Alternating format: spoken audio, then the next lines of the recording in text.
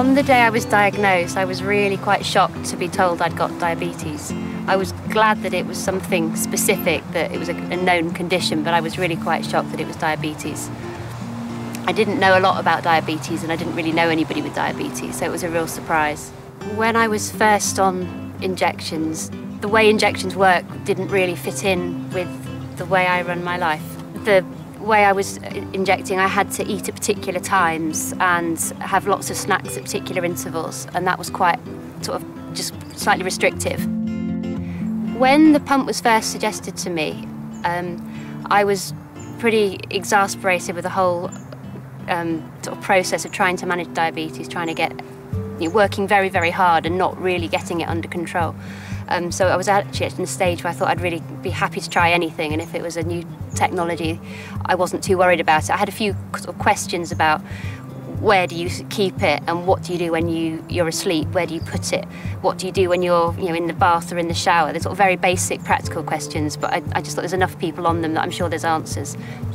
I was diagnosed 6 years ago, and Emily was diagnosed a year ago.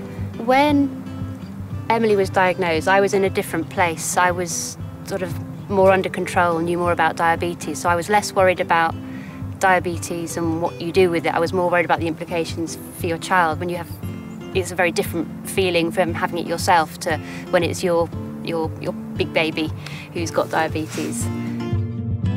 Now that I'm on the pump, I can do active stuff independently. I went to scout camp and I did the rafting and did the day's hike and did that all without my mum and without anyone else. I controlled it with the pump and that worked really well.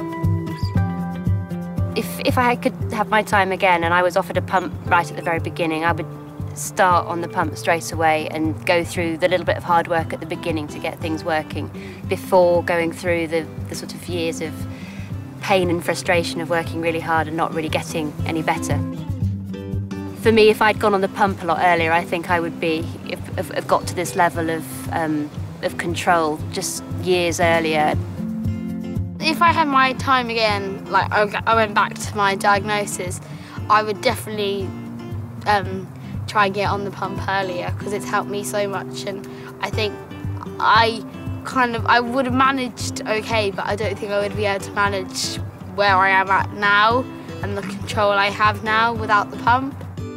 The pump has enabled me to not just do more activities and eat more easily, but it's actually meaning that my HbA1c is improving, and it's still improving as I learn more tips and ways to use the pump. It's a very sophisticated machine that you can use at a basic level, and the more things you find out about it, the better your control.